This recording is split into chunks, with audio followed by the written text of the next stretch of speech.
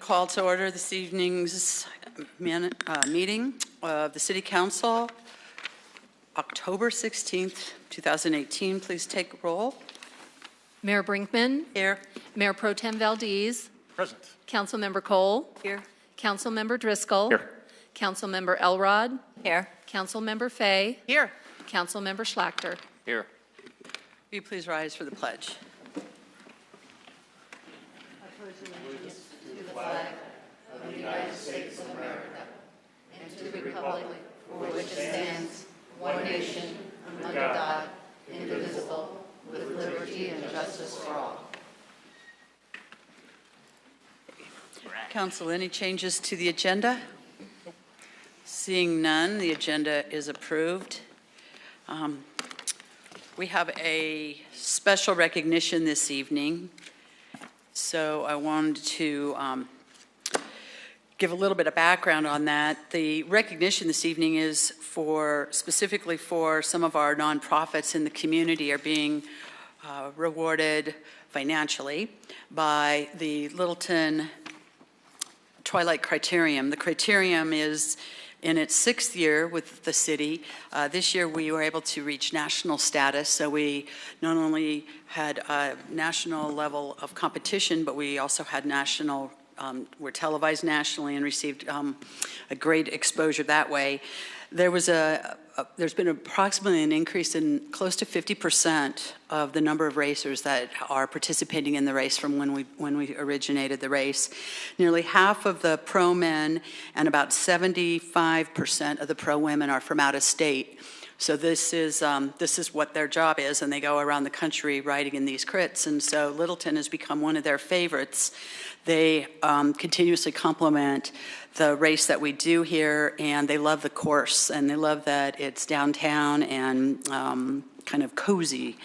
The racers, they rate our race, the Littleton race, with a 4.7 out of 5 stars, so that's pretty good. The crowd, we estimated this last time, was probably throughout the day around 7,000. So it is definitely gaining in popularity and attendance too. Some of the comments that we've received from the racers include that this was very exciting, great job on the spectator turnout, and they felt like the whole town was there. Another racer commented on that he felt that this has really grown into a premier event, which is great because that's what we've been hoping to hear and working so hard for. One of them actually said it was the best race of the year and that he thought there was nothing to be improved. So we're very proud of the race, and one of the things that is a benefit to the community regarding the race is that we're able to help support some of the nonprofits in the community, and this kind of a race doesn't go on without a lot of volunteers and a lot of support from different nonprofits in the area who take the time to spend a whole day doing a whole bunch of work, and we appreciate all of that. So in appreciation for that, and let me ask Kelly. Kelly, is there anybody else to present? Is it just me? It's just me, okay. I didn't want to leave anybody out. It's just me.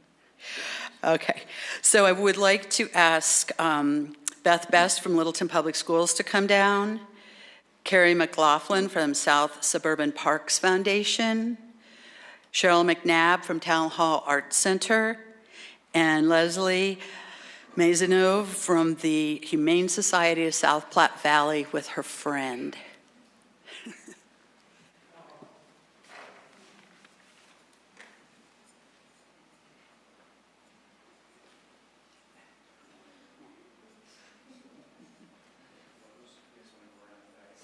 Oh, okay.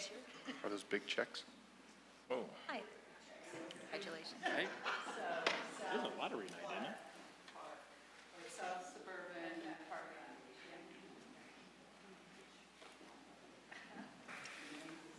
I bought a beer. Pretty good. Guys, that is 7-Up. That was neat. I like how you did that. It even had that sound to it. Can you all fit up there with your checks? Right. You're right behind them. Smile. Oh, you're good. You're solid. This kid's looking good. We are so happy. You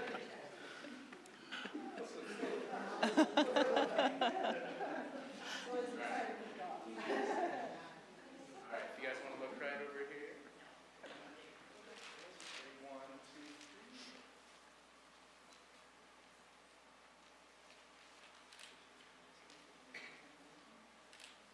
Your lens cap is on.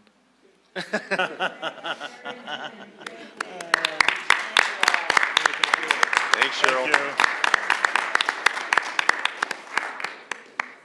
Like, I want out of here. There's got to be something better to do than this.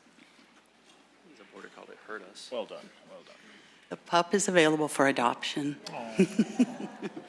Thank you very much. I really appreciate it. These are 4 nonprofits in our community that are incredibly committed to our community, and so it's an honor to be able to share back. So thank you so much. Okay, we'll move on to our next agenda item, public comment. If you wish to address the City Council, please have signed in on the speaker form at the front table. Each speaker will be limited to 3 minutes. The City Council is not authorized by the Colorado Open Meetings Law to discuss, comment, or take action at the meeting on any issue raised by public comment that is not part of tonight's agenda. The mayor will refer matters to staff to obtain additional information and report back to council as appropriate. And I would remind everyone that we do have 3 public hearings this evening. So if you are here to speak on a public hearing, we ask that you wait until that hearing to speak so that it goes to the record of that hearing. One of those is on the sales moratorium on short-term rentals. One is on our sign code definitions, and the other is a rezone. So if I call your name and you mistakenly wanted to speak for one of the other public hearings, just wave off and make sure that you sign up in the back for that hearing. Les Beecher.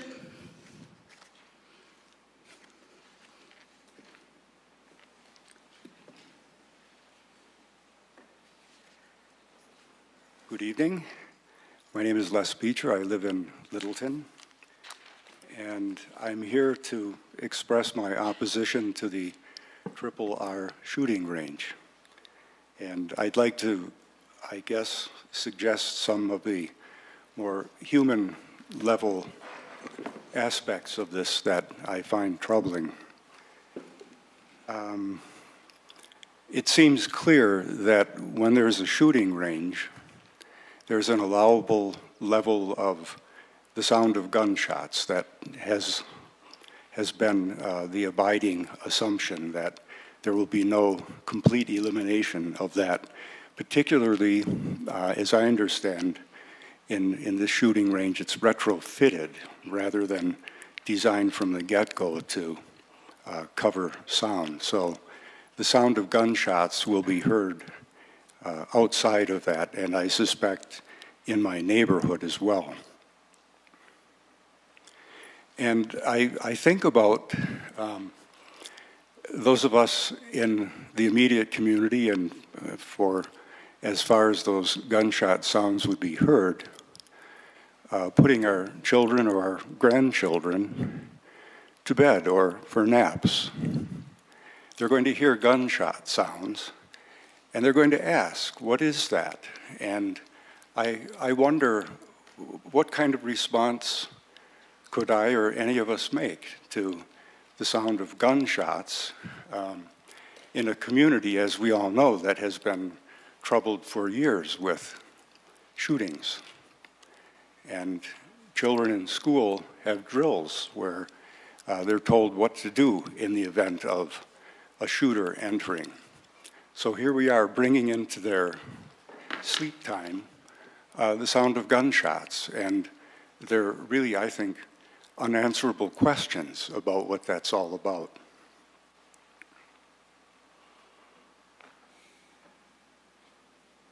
I've talked with neighbors.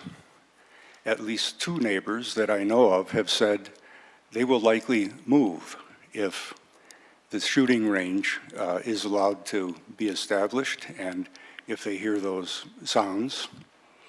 And so to me that is very destructive of our sense of community, that they would leave. A couple of people in our community have PTSD. They too stand a chance of being affected by these gunshot sounds. I understood from a realtor that home values will decline as a result. Who would pay top dollar for a home Les, in you'll a need to wrap neighborhood up. where there are Les, gunshots? you'll need to wrap up. 3 minutes, please. My feeling is that you're representing really the renters of this space and the owners of the space when you defend their right through whatever permitting process there is to go ahead with a project that really is doing irreparable damage to our community. Thank you. Next is Jim Moscalo.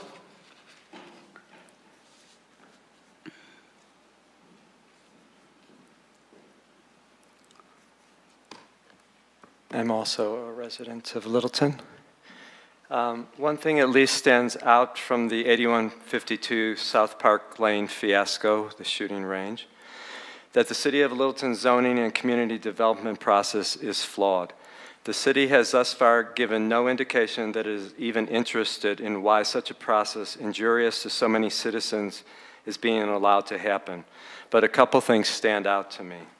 One, the SPOA regulatory process has been undermined. Back in July, I talked with Rob Haig of Community Development. Mr. Haig said regarding 8152 that no planning process is required, his words, because the property in question is part of the South Park plan development. I believe the city assumed that Triple J had already gone through South Park's application process. However, as Triple J understood at the time, businesses can simply go straight to the city and skip the SPOA application process, which is more restrictive. The city no longer works closely with SPOA, and SPOA doesn't know what the city is doing. This new approach is a disaster for us. The city is also not willing to openly review complaints and concerns at 8152 in the interest of its citizens. Through a council person, and then again in a letter, our board our board and owners in South Park asked Mr. Ralph to set up an ongoing task force made up of affected stakeholders to address and remedy problems and concerns going forward. This would be a first step towards safeguards for residents in schools and businesses. Mr. Ralph has declined to even respond to us. Our requests represent over 300 Littleton residents. We find the lack of response cynical and unacceptable. Additionally, the city needs to amend the city code to allow citizens' appeals of staff decisions. That lack of citizen input is exactly what this problem was caused by. We understand that discussions are underway to draft changes to city code to allow citizens the right to appeal city staff decisions. This process came out of the Grove decision. We are requesting that our association be part of that process immediately. We expect a response from City Manager Ralph to our letter and to this request. Short of that, we expect the City Council to intervene. This is not representative government. Finally, I think we all understand there's more to zoning than zoning. The city is not talking about re-envisioning, but a vision without a deep look at the functioning of the Community Development Department is hollow. The city is content to operate without transparency, without coordination with stakeholders. These are institutional problems that go far beyond zoning regulations. Mr. Ralph has stated in an email, if the city tried to take action, then the city would be liable for damages and attorney fees. This is a cynical response. To say it another way, the city messed up, but we in this neighborhood should bear the price of the city's mistakes. Thank you. Christoph Demont Heinrich.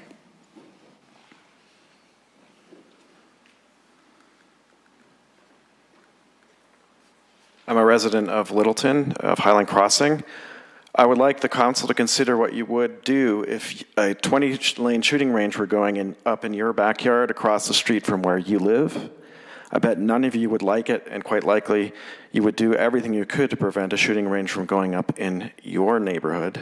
Lucky for you, the Triple J Armory shooting range isn't threatening to go up in your neighborhood, but it is threatening to go up in ours and mine, and it threatens the quiet and safety of South Park and our neighborhood. I wanted you to hear what will happen to the peace and quiet of our beautiful South Park neighborhood, so I took a short trip to Englewood, where a shooting range, indoor shooting range, abuts a residential neighborhood at 2980 South Galapago Street. I recorded this recording here that I'm going to play from the backyard of a house across the alleyway from the shooting range, which is a 10-lane shooting range, not a 20-lane. And you can hear pop, pop, bang, bang from that all day long at the shootist.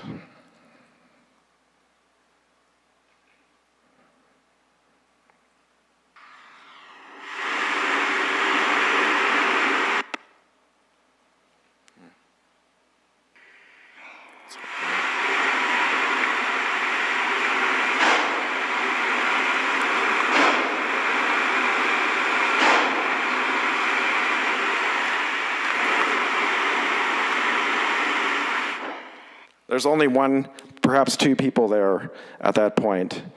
This is what we, not you, because of your zoning errors, aren't going to affect you and your residential neighborhood, although rightly they should, are potentially facing. That's what we're facing in Highline Crossing.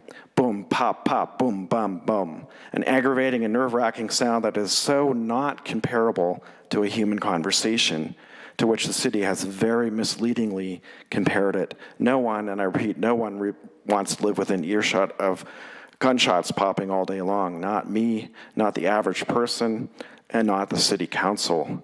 None of whose members live near this proposed shooting range conveniently for them. This range is not located where it should be located, far away from schools, office workers, residential homes. And I will continue to fight it for as long as I and we must. Thank you. Thank you. Chris McGuire.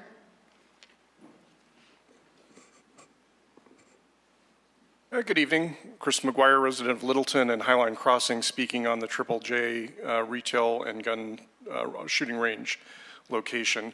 My topic tonight, and I'm not going to belabor the issues or concerns of having a shooting range and gun store so close to home, within literally 50 yards of the nearest neighbor. What I do want to talk about is transparency and how council and city staff can facilitate finding a win-win solution, and how me and my neighbors feel as though we've been disenfranchised and are essentially being steamrolled in this issue and not being given adequate opportunity to object. I would like to commend city staff and City Manager Ralph for hosting a town hall on this subject on August 29th. That was a very informative, helpful session. I think there was a lot of active dialogue and there was some good interchange there. But there were also a number of follow-up items that we're committed to. And to some extent, those follow-up items have been followed through on. One, the meeting was structured so as to collect questions via cards, and then those questions were read off and addressed by the city members, staff, and subject matter experts present. I know that I personally, the questions were promised to be posted on a website. That website was stood up, and the questions were posted about 16 days after the meeting. However, the number of questions posted was 11, and there were literally dozens of questions. I personally submitted probably 2 to 3 times that number of questions, and I don't think I duplicated myself. So it speaks of whether the process is transparent or just tokenly transparent. One final thing to think about here is that this is an issue that has specific steps. The gun store and the shooting range have specific milestones in order to qualify to open in that location that have to be followed through on. The city has direct insider control into most or all of those milestones. The problem is we as residents and very impacted stakeholders have no insight into the progress on those milestones or even any expectation of when those milestones might be met or important activities relating to those milestones might take place. The website has been updated a couple of times, but in the approximately 48 days since the hearing, we've had the questions and answers posted, the audio recording posted, and 2 very short updates on the situation posted. None of those set any expectations about upcoming milestones, when we should expect another update, what meetings or discussions are happening around that. We're completely in the blind. So that's why me and several of my neighbors are here tonight to make it known that we care about this issue, we care deeply, and we're not going away. Thank you. Thank you. But also kudos to Mayor Brinkman, and appreciate the update on the Littleton criterion. Great event. Thank you. Jay Urital? Close. My name is Josh Gurvich. I'm also a Littleton resident at Highline. I'm also a public school teacher, not in the Littleton district. I'm concerned for the same reasons you've previously heard. I'm also sort of more concerned that our homeowners association has sent letters to the city council regarding this move-in with Triple J and forming some sort of ongoing task force to monitor potential issues that may arise moving forward. And we have yet to be responded to. So that seems slightly shorted, to say the least. Additionally, one of the big things that's come up in our school, as well as I believe Littleton, is the issue of teen suicides all around our state. And I just want to point out the fact of opening a 20-lane gun range within 200 yards of a Littleton public school rings home, and it concerns me greatly, as well as a nursery, as well as a senior center. So these are things I would like the city to consider, in addition to the fact that on the same premises, there was, or still is, I believe, an unsolved homicide that occurred just a little over a year ago. And so again, I would like the city to be aware of these things as we move forward with a potential shooting range in our neighborhoods. Thank you very much. Thank you. John Brackney?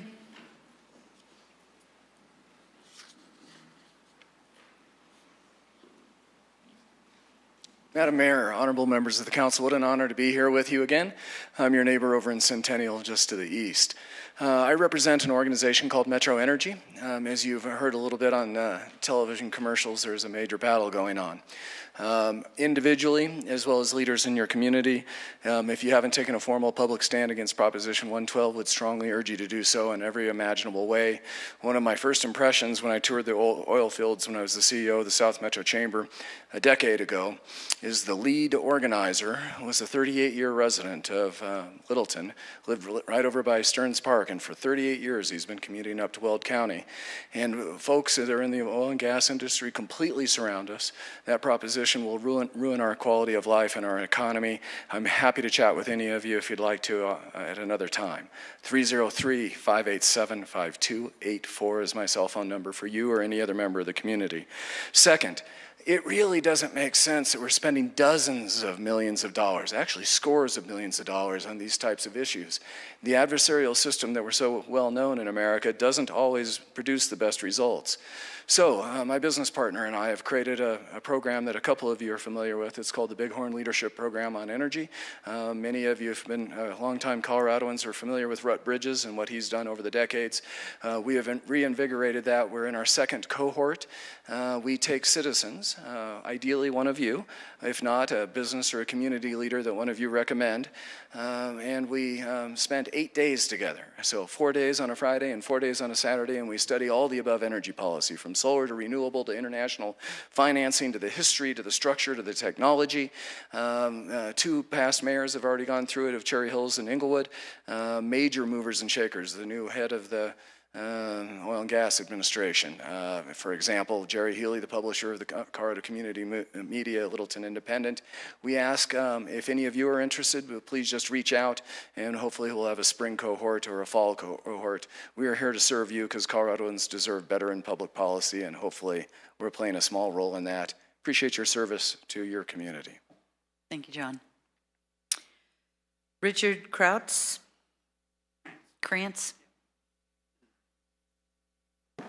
I am with the Highline Crossing Co-Housing Community. I'm the treasurer of that community, and I would like to reiterate a number of the things that people have said about Triple J and the shooting range going in there. And just in passing, my house is the closest house to the shooting range in the community. But rather than repeat all the things that people have said, I'd like to talk to the case of what we feel is a lack of action and response that belies a prejudice against residents of South Park. The evidence of this prejudice is we have overheard derogatory comments made about our specific community by various people on the city council. We can't help but think that this lack of response is indicative of this prejudice. I would like to remind you that as residents of Littleton, in our HOA community, we have lawyers, engineers, social workers, psychologists, blue-collar workers, white-collar workers, gun owners, Republicans, Democrats, and independents. We are a cross-section of Littleton and any other community in this state and in this country. You should be representing all of us. We do not feel as if we have been represented, and we feel that there is a bias and prejudice against our community, and we don't appreciate it. And we would like a response on our task force request and other letters that have been sent to the council. Thank you. Thank you. Pam Chadbourne.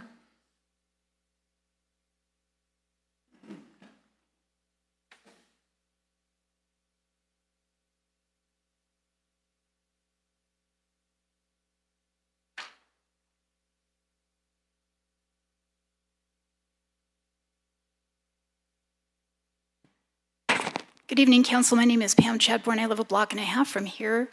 I've got a couple of sections of city code. Public trust and breach of fiduciary duty, the holding of public office or employment is a public trust, created by the confidence which the electorate reposes in the integrity of members of city council and city employees. A member of city council or city employee shall carry out their duties for the benefit of the people of the city. A member of city council or employee whose conduct departs from this duty is liable to the people of the city as a trustee of property and shall suffer such other liabilities as a fiduciary would suffer for abuse of trust. This is from the zoning code, and it requires you to promote general welfare. The purpose of this title is to preserve and promote the public health, safety, and general welfare of the inhabitants of the city and the public generally, and to regulate development in such a manner to encourage and facilitate the orderly growth and expansion of the city. And there are others in there, including conditions. May place reasonable conditions necessary for that request to fulfill applicable provisions of the title. And other regulations, the more restrictive regulation shall apply. So just because an applicant can find something that says, I can do this, staff needs to look all through code to find out if there's something more restrictive. For code interpretation, the code is a minimum requirement. In the interpretation of this title, the provisions shall be held to be the minimum requirements necessary and shall be liberally construed for the promotion of the public health, safety, and general welfare. In other words, staff and boards and commissions can interpret it higher within these words. If the words allow the protection, you can do more. And for staff, staff shall review requests for general application requirements and procedures for compliance with city requirements and comment on the concept in light of the comprehensive plan, neighborhood goals and policies, and existing and improved development within the general area. And in light of provisions of this title, other applicable regulations in the comp plan, existing and proposed development, and frame the city's formal recommendation on the proposal.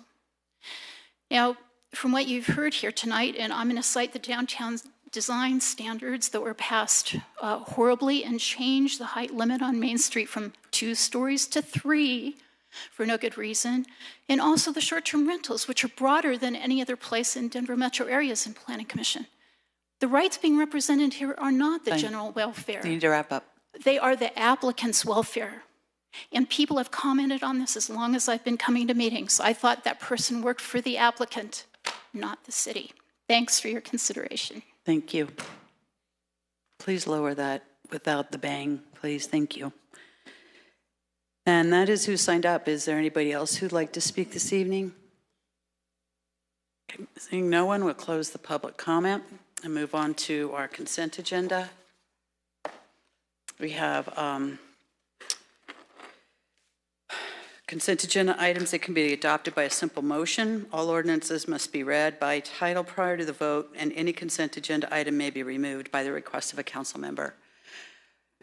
Item ID 18-332 is a motion to cancel City Council's regular meeting on November 20th, 2018. This is due to the Thanksgiving holiday. Ordinance 39. This is an ordinance on first reading to be known as the Annual Appropriations Bill, adopting the annual budget for all municipal purposes of the City of Littleton, counties of Arapahoe, Douglas, and Jefferson, State of Colorado for the fiscal year beginning January 1st, 2019 and ending December 31st, 2019. Ordinance 40. This is an ordinance on first reading establishing the tax levy to defray the cost of municipal government of the City of Littleton, counties of Arapahoe, Douglas, and Jefferson, State of Colorado, for the city's fiscal year beginning January 1, 2019 and ending December 31, 2019. Ordinance 42. This is an ordinance on first reading adopting the 2019 Littleton Stormwater and Flood Management Utility Enterprise Budget. Ordinance 41 is an ordinance on first reading adopting the 2019 Littleton Sewer Utility Enterprise Budget. Resolution 65. This is a resolution adopting the 2017 Littleton Housing Study and recommendations. Resolution 64 is a resolution approving the Rangeview Gulch floodplain delineation as depicted in FHAD update for the Rangeview Gulch between the South Platte River and Turtle Lake, and this was dated January 2017. And item ID 18335 is approval of the October 2nd, 2018 regular meeting minutes. And I need a motion, please. Mayor? Yes. I approve A through H. We have a motion to approve the consent agenda. Need a second? Second. We have a second. Councilmember Elrod, ready to vote? The vote is 7 in favor. The motion carries unanimously. We have two items on general business. One is a resolution, this is Resolution 62. This is a resolution adopting the Aspen Grove Business Improvement District 2019 operating plan and budget. City Attorney?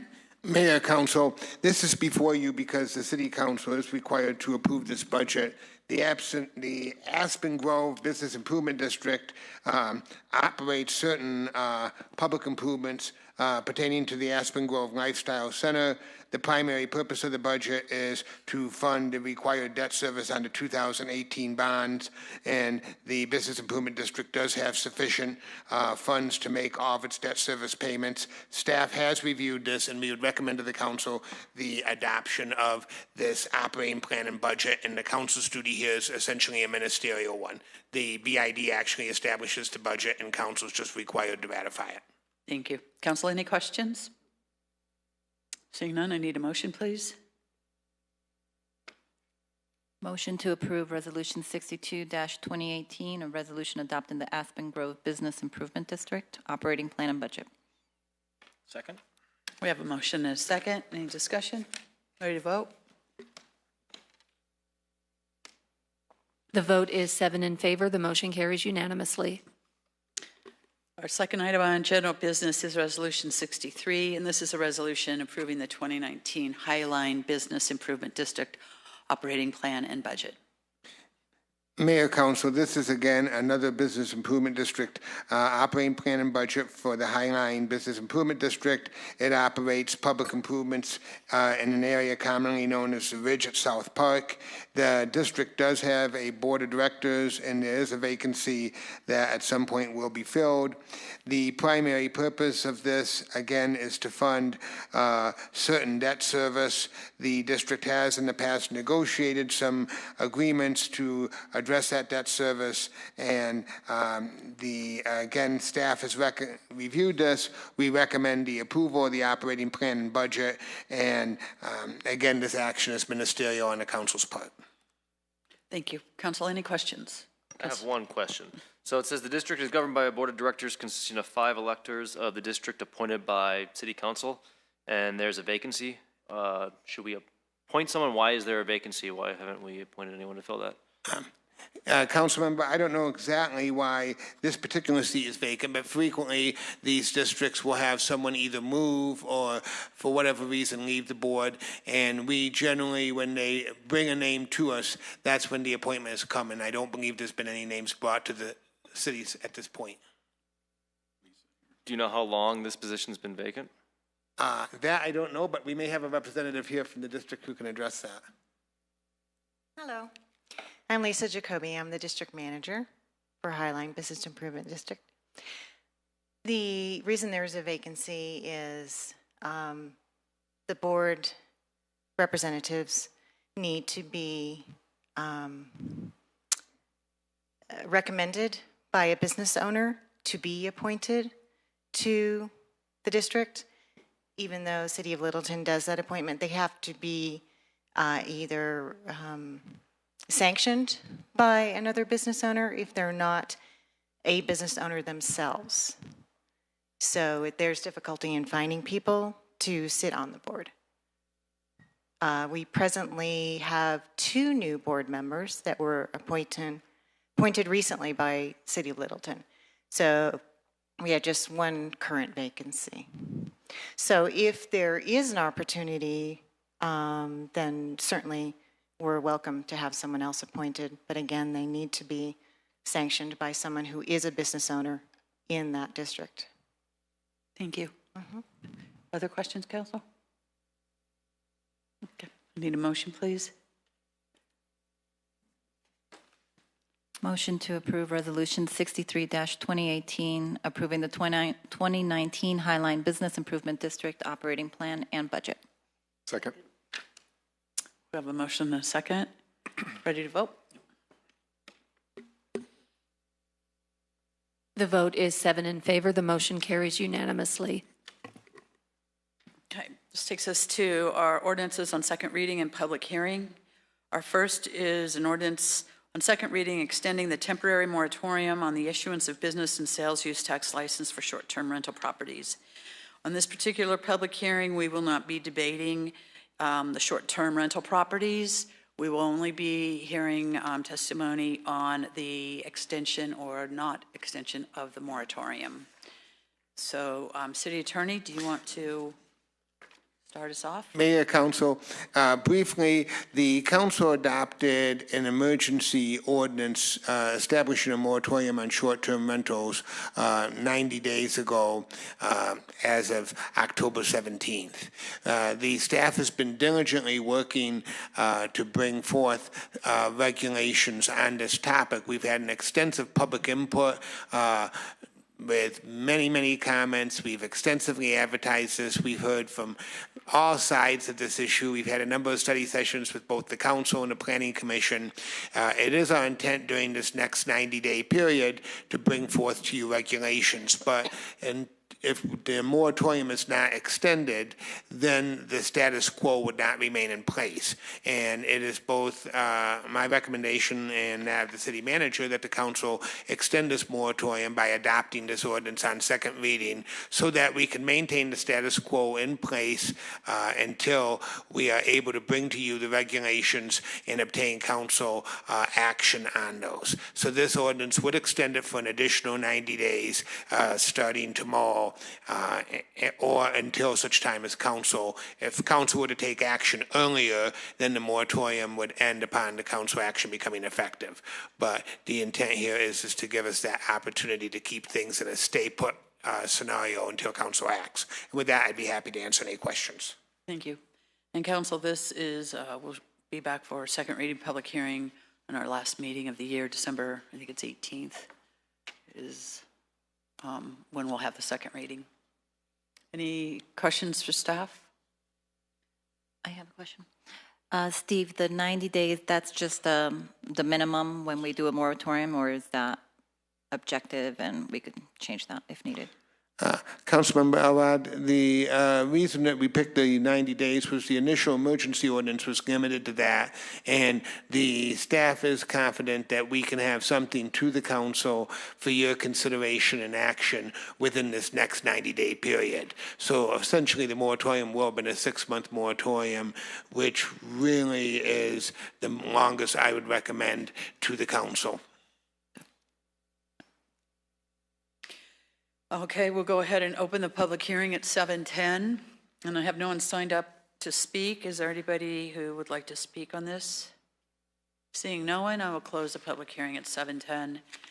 And council, unless there's any discussion or debate, I would ask for, or more questions rather, I'd ask for a motion, please. I have a comment. Councilmember Elrod. One of the, in this particular packet, you did give us some citizen comments, but this is not all of the comments that have been received over the past month. For example, during one of the Planning Commission meetings, there was about 65 pages. It was quite significant.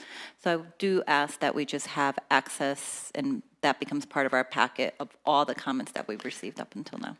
Councilmember Elrod, members of the council, I will work with the city manager's office and the community development director to make sure that we have to you all of the citizen comments. Thank you. Okay, we'd like to have a motion, please. Yeah, I move to approve the ordinance on second reading, extending the temporary memorandum on the issuance of a business and sales use tax license for short-term rental properties. Second. Okay, we have a motion and a second. Any discussion? Ready to vote? The vote is 7 in favor. The motion carries unanimously.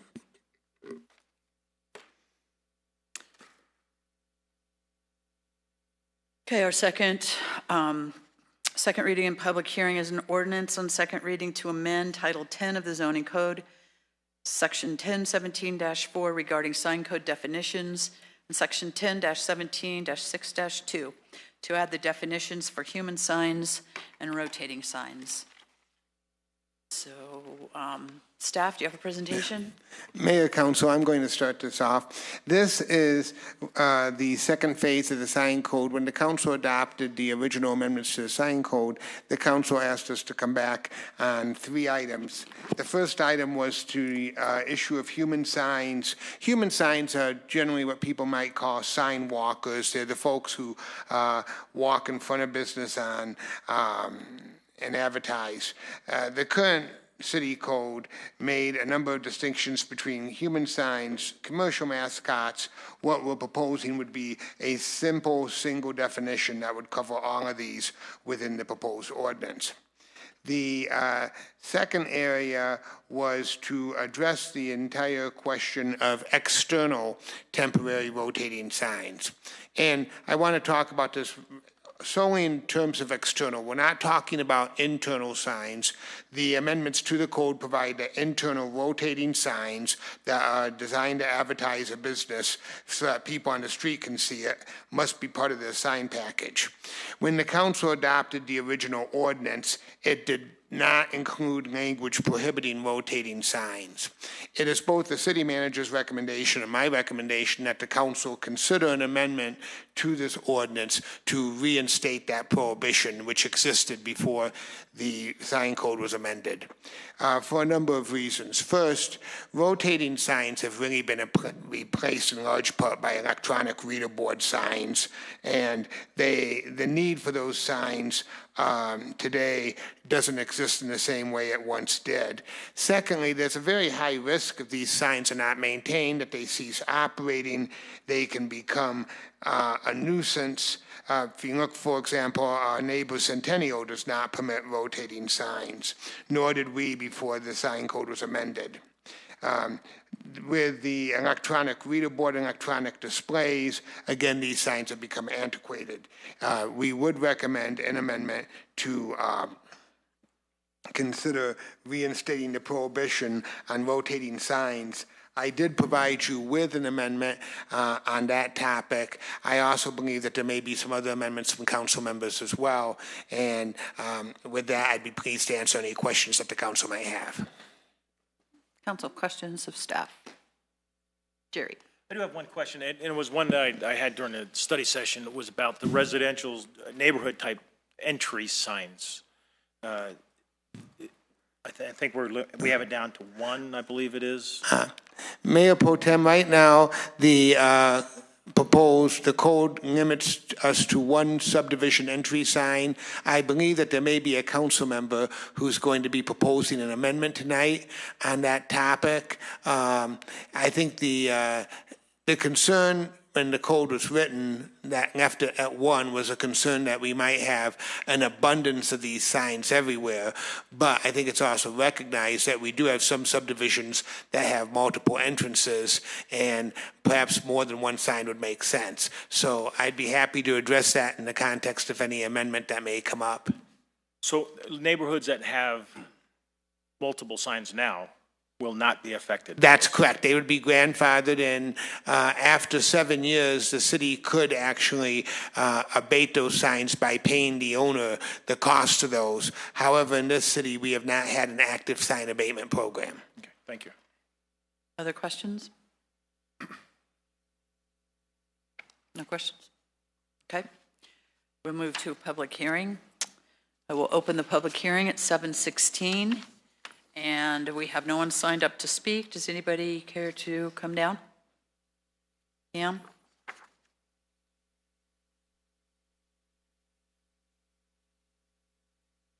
I'm Pam Chadbourne. I live a block and a half from here. A couple of comments. I don't like cities with active blowing signs and people holding signs and things like that. I like that our city restricted those. And other cities have them, because when you drive into our city, you see that we don't, and it makes us special and good. I don't see that these are essential for promoting a business. They're totally not. More active or human signs. You can promote a business without them, especially when the whole city has the same code. Also, antiquated signs. Actually, Littleton has a whole historic area on the north side from Broadway to Santa Fe on Littleton Boulevard and Main Street. And reference to older sign types might be useful. So that should be considered in some way. Finally, if amendments are going to be approved, I'm realizing that in the public hearing, I don't know what those are, and I can't even comment about them. It's something I've noticed before, and maybe I'll just mention that this time. Wow, some people get to know about these beforehand, but I don't. The whole public doesn't, and that seems to limit our opportunity to speak in the public hearing. Thanks. Thank you. Anybody else care to speak? Okay, seeing no one, we'll close the public hearing at 7:17. Council, any additional questions of staff? Councilmember Valdez? Yes, and I forgot to add the other one. So for the, let's just call them entrepreneurs that stand on intersections asking for money, that is not included. We have a separate ordinance for that. Is that correct? Mayor Protem, that's correct. That is a constitutionally protected activity. According to the United States Supreme Court, we cannot prohibit an individual simply from holding a sign. Now, we can prohibit things such as, for example, running out into traffic lanes, or if the median is extraordinarily narrow. But the solicitation of money by a person who may say they're homeless or whatever is constitutionally protected, and we cannot prohibit that.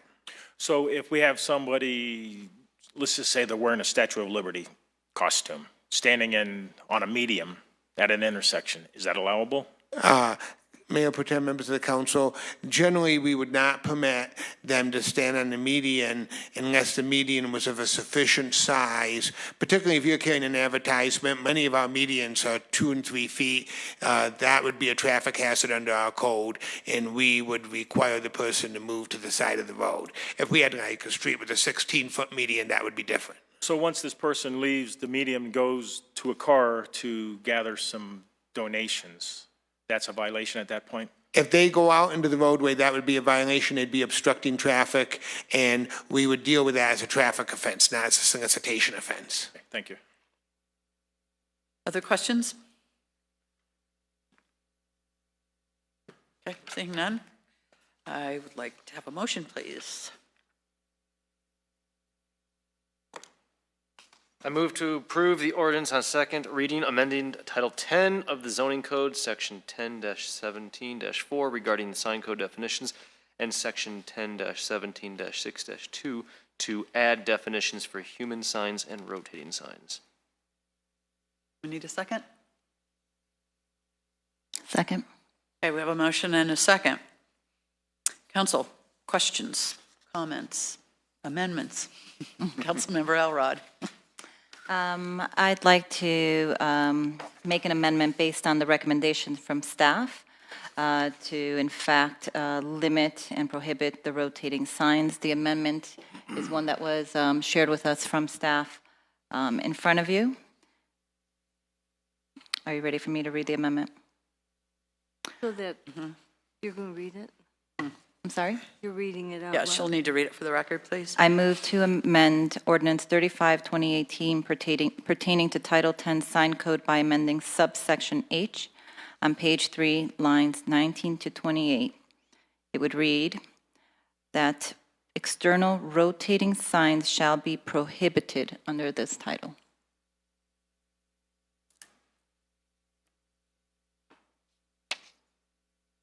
And so we need a second?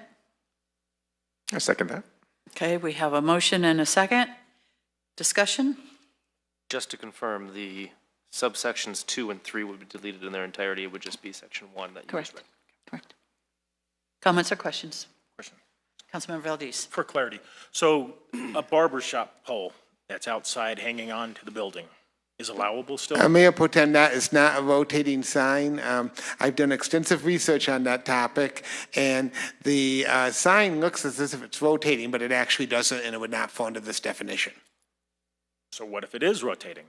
I have, as again, having done a lot of research, I have been unable to find on any website an actual physically rotating barbershop sign. The sign itself is stationary. There may be an inside part that rotates, but that would not make it a rotating sign.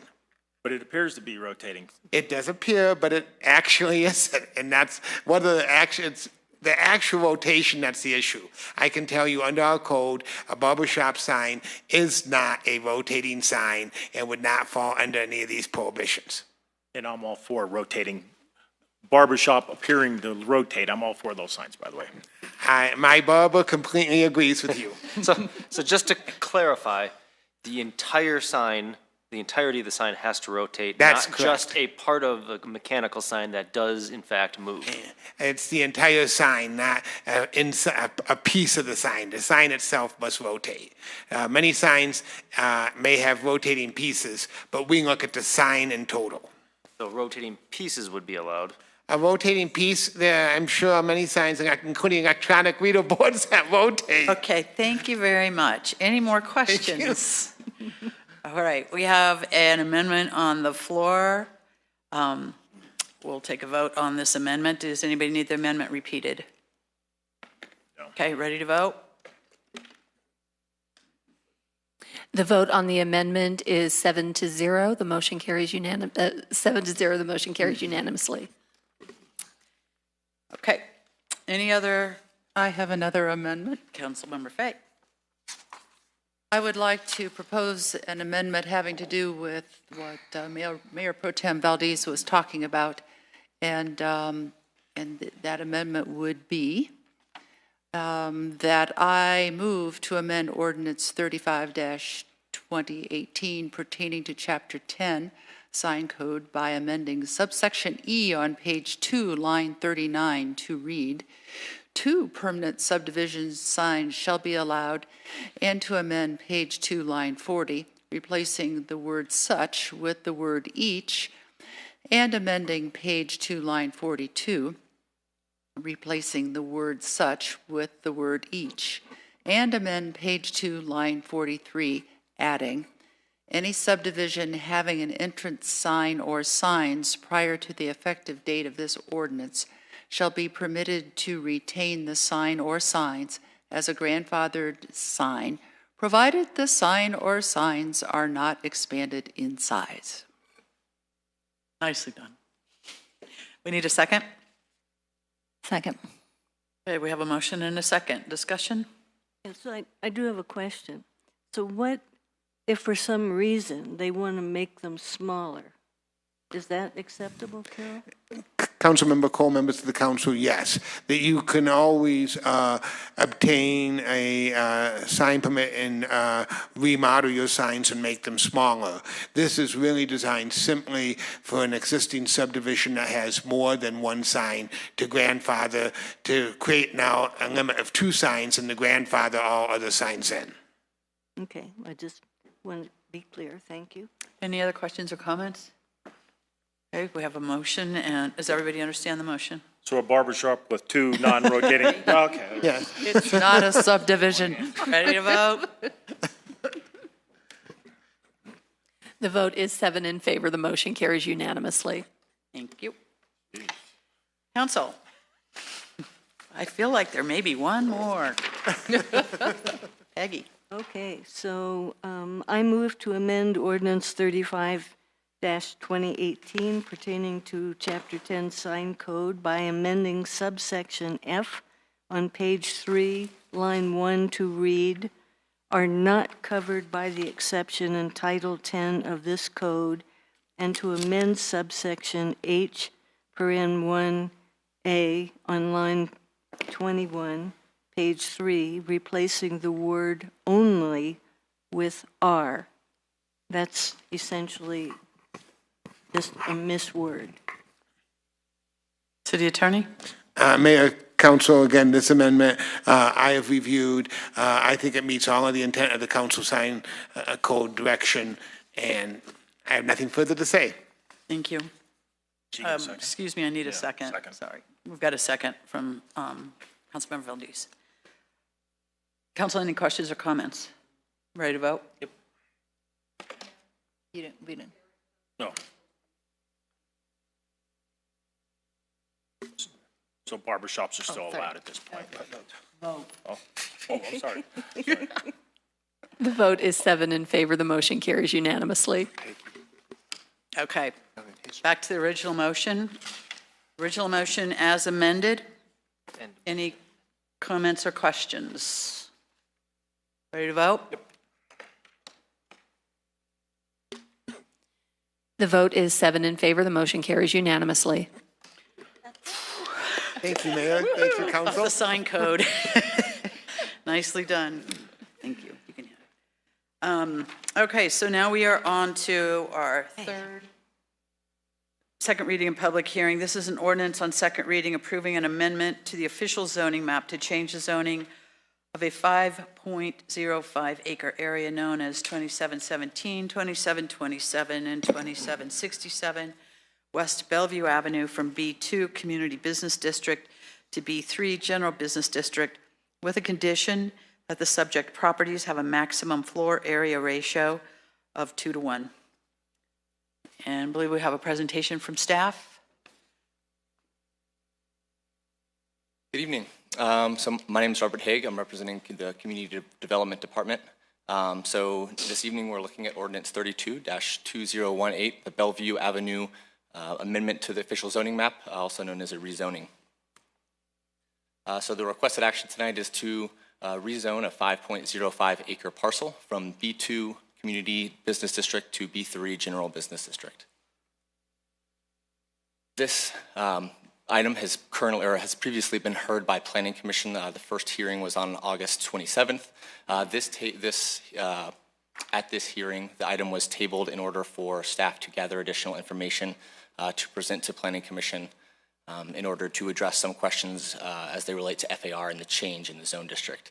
After staff has gone back and presented additional information, and additionally we amended our recommendation at the September 10th meeting.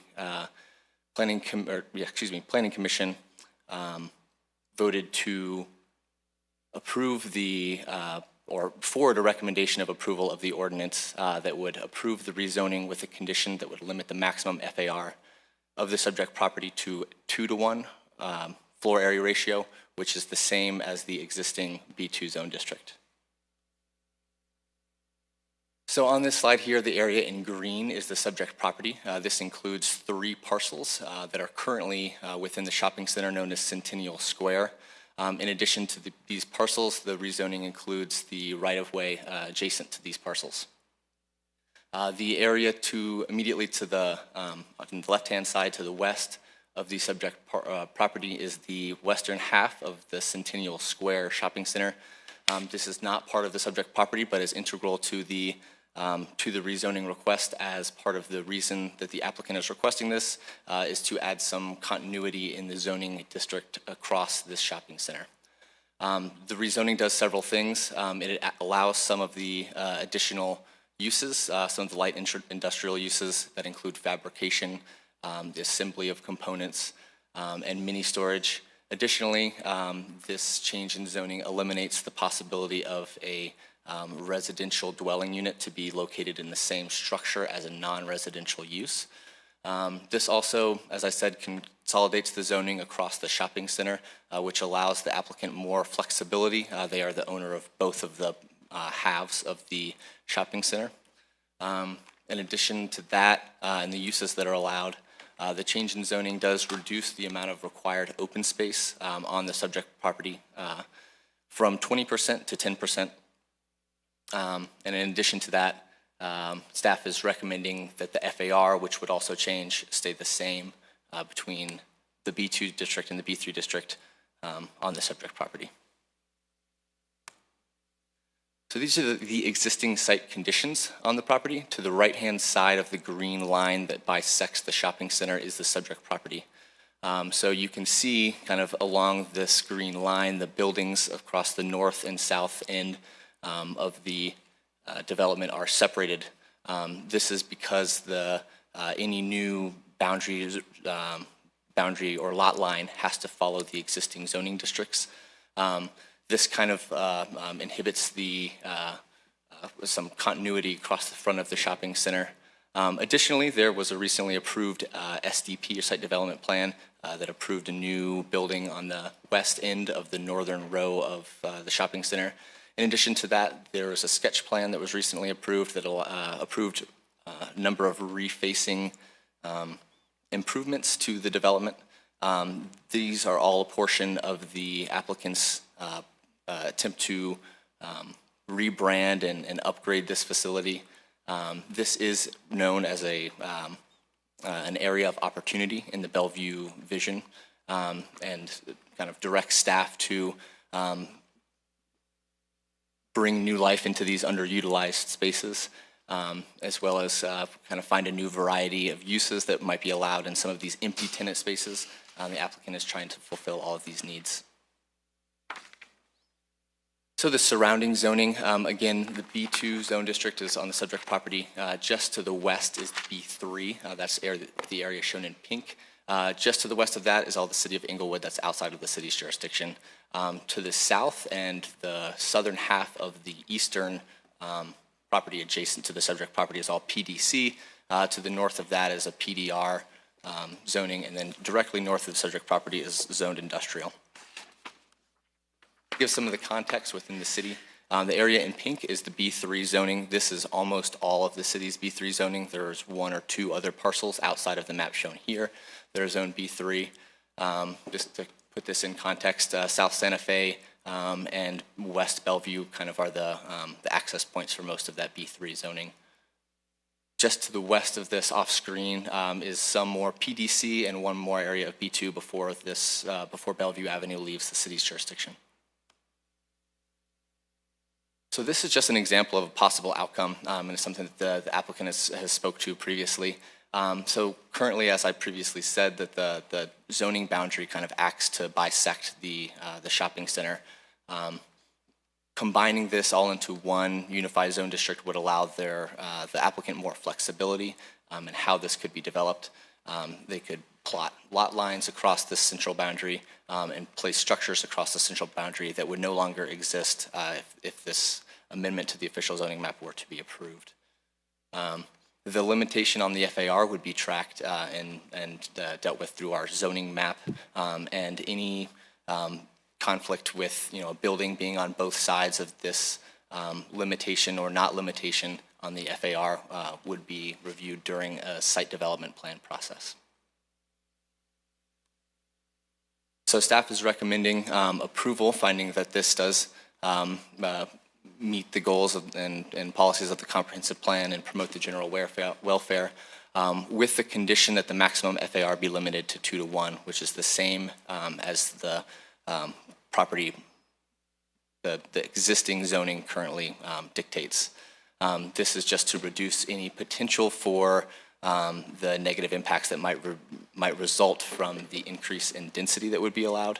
However, it's staff's opinion that this wouldn't happen unless economic and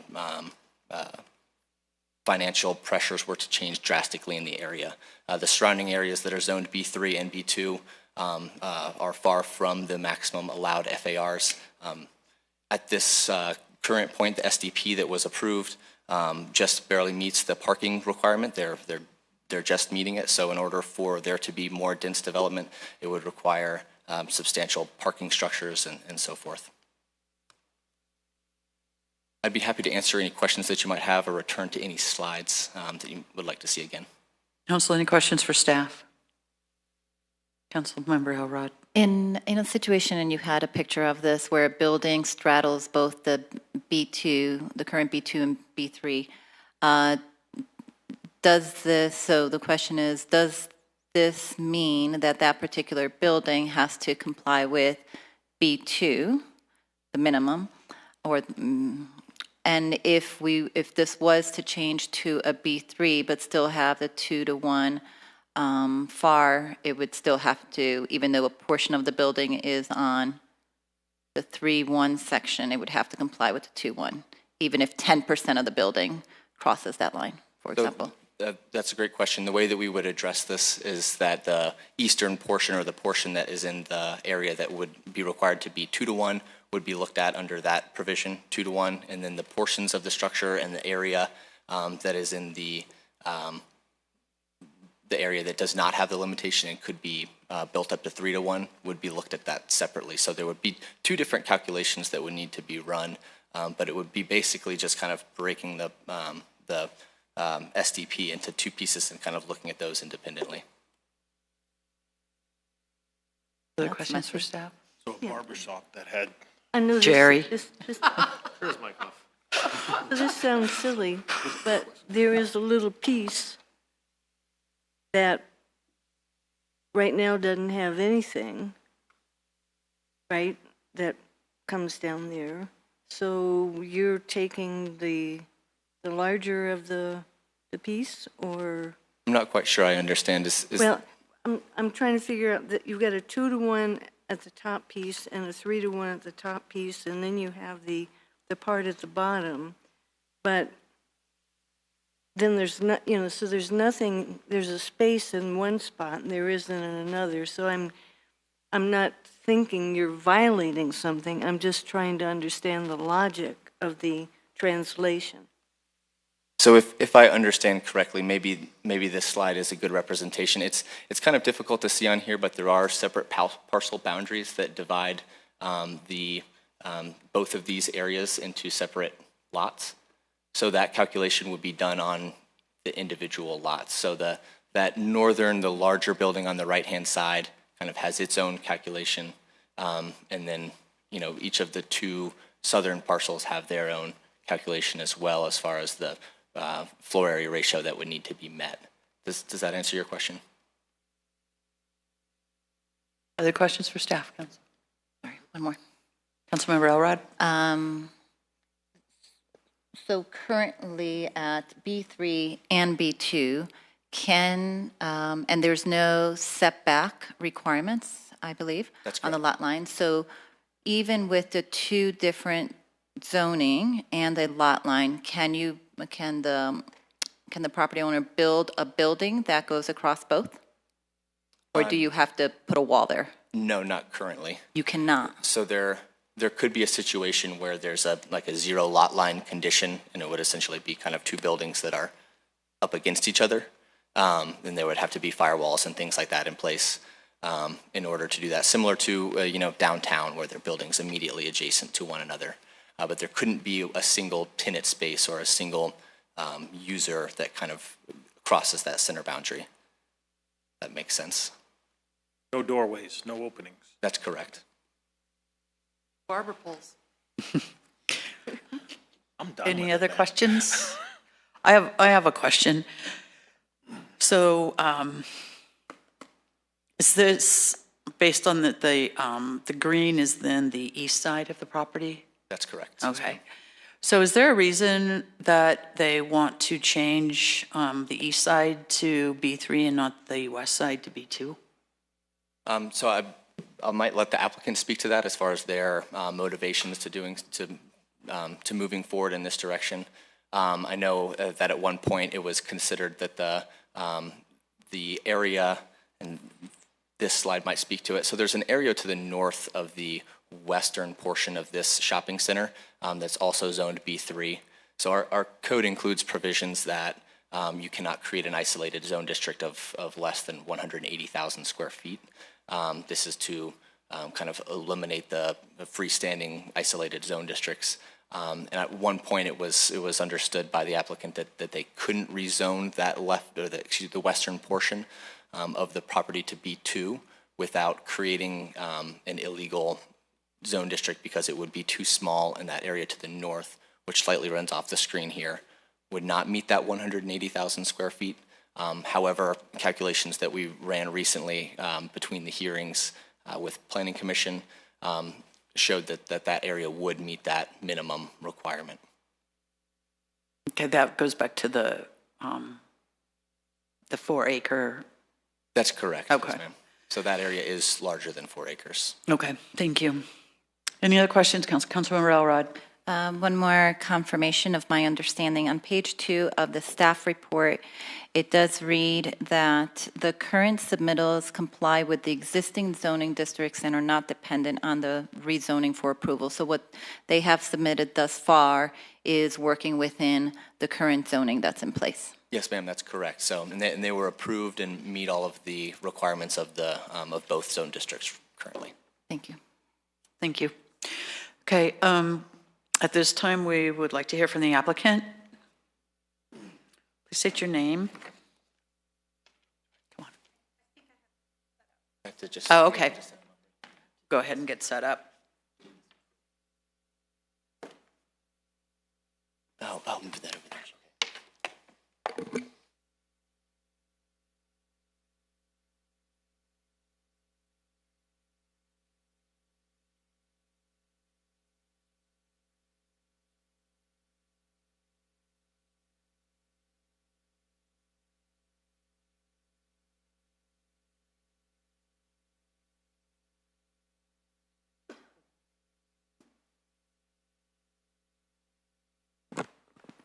Good evening, Madam Mayor, Mayor Pro Tem, members of council. I'm Jessica Elizade, Fairfield and Woods, on behalf of the applicant, Armstrong Capital Development. Bear with me just 1 second. I've had a whole bunch of caffeine and no water today, and it just occurred to me. I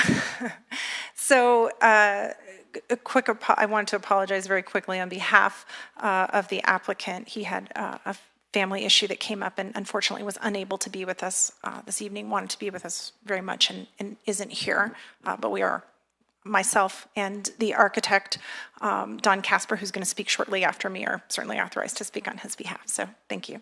I'm just going to walk you through really quickly about who the applicant is, what the overall plan is.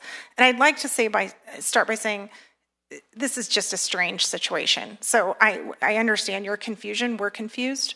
It's just an odd situation. And the answer is, if we could do it under the existing zoning, nobody wants to voluntarily go through a rezone to keep essentially the same structure.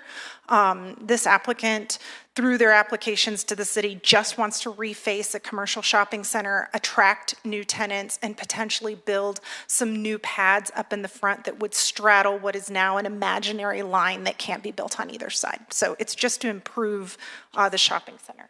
Thank you. Oh my gosh, thank you so much. It's been a really long day.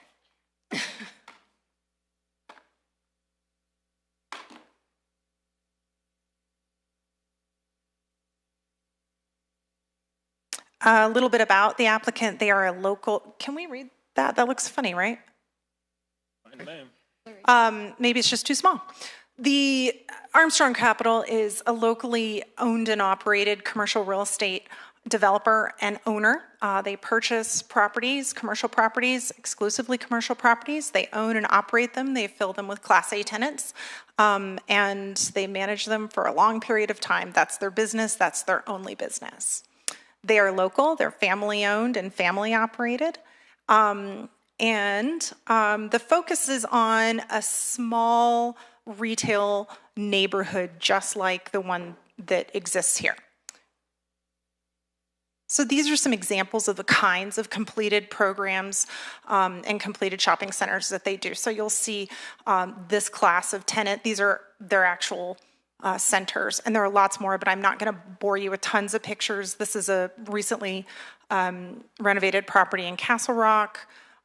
This is a completed project in Lakewood, just to give you an idea of the look and feel that they're going for and the kinds of tenants that they work with on a regular basis. So this is our property.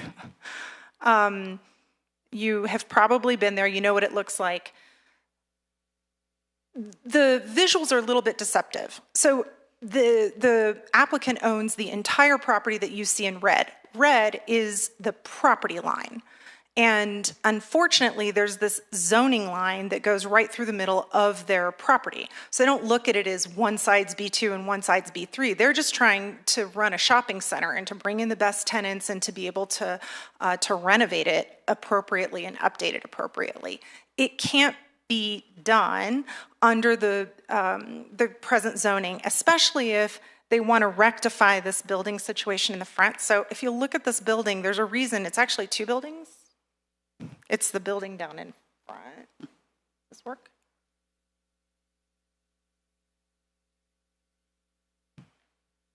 I'm going to go with no.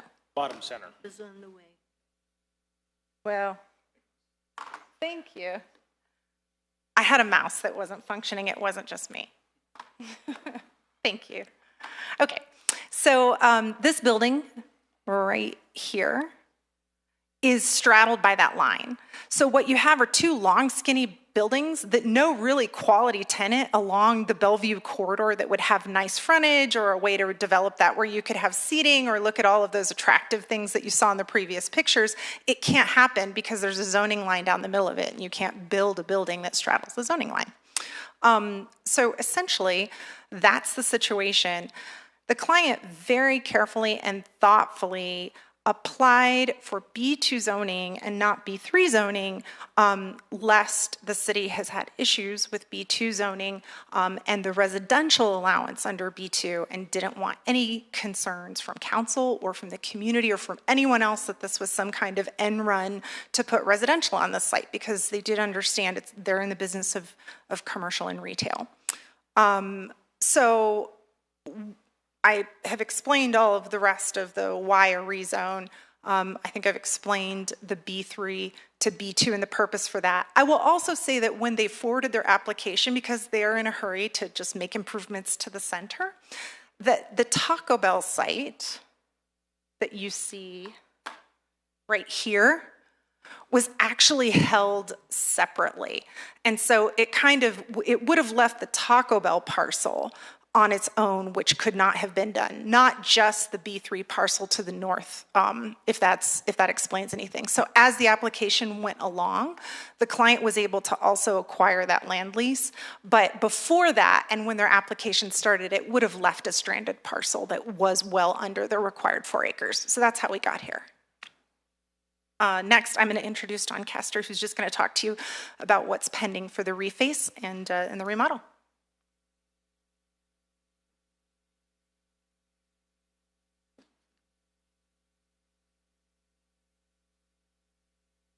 Good evening, Mayor, members of council. I'm here actually to answer any questions you might have, as well as just give you a little bit of overview. I've been involved from the very beginning of the project. I'm an architect and planner, worked with planning staff, appreciate their help and guidance. In doing so, we obviously realized several limitations with having a split zoning across a single shopping center. And we have gremlins. It's okay. Even the screen didn't like that. But some of the things have been mentioned already. The dual pads up front are very inefficient, not the way we would want to approach this type of development, as well as I think do not fit what the city is trying to accomplish. There's obviously a corridor plan for Bellevue corridor that really wants to provide for enhancements to the corridor. We feel that this is an important part of that. Additionally, just to the space in the rear, there's an opening between the buildings, which will remain, but we can't even put a structure between the two buildings. There's actually a illegitimate facade extension that crosses the property line zone lines. That actually is intended to come down, but would like to be replaced with something as more of a central focal feature and something that would create more of a nice corridor and plaza space for people to utilize between the buildings. All of these things are prohibited with the current situation because of the zone line, which then precipitates the property line. So what we're trying to do is just clean up a center. The density has become a big issue. It's not about density. The density is, and when people were talking about the density across a building that would have 2 different densities, I don't see anything in the foreseeable future that would require the type of density that the existing side has. So I believe that's truly a non-issue. What we're looking to do is create a Class A center. And as was the first slide, we really, our target is to take existing Class C to Class B centers and bring them up to a Class A center. Put quality tenants in. This center has suffered quite significantly. It hasn't met its potential for leasing, let alone quality of tenants for quite some time.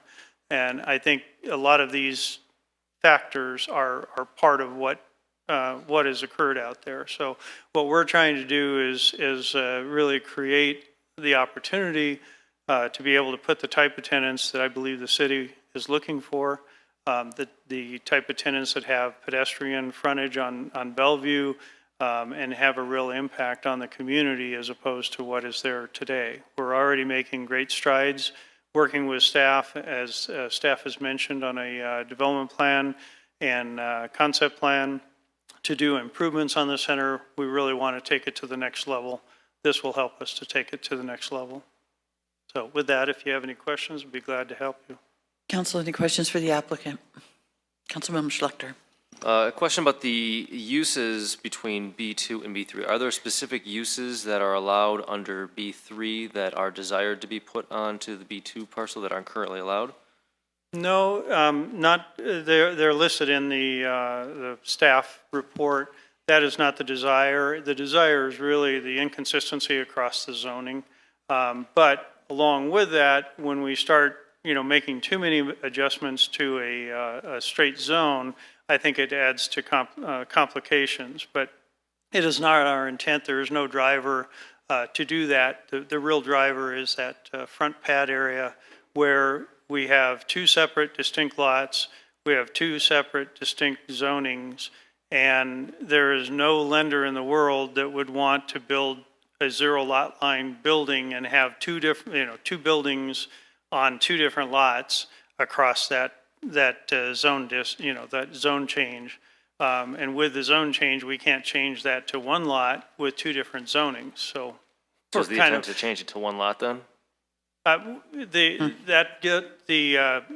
consistent zoning gives us the ability to change that to a lot to where we can put a building across that, which is currently two lots, and really have a presence on Bellevue, really create a situation where we don't have rear tenants. We have tenants that all have frontage or at least consistent signage along Bellevue, and that was the intent of moving this forward, as well as working with staff. I think there was a desire on staff's part to see that the surrounding zonings be incorporated into this area as opposed to going the other direction and then creating yet more difference in zoning to adjacent properties. So, when you say other direction, what do you mean?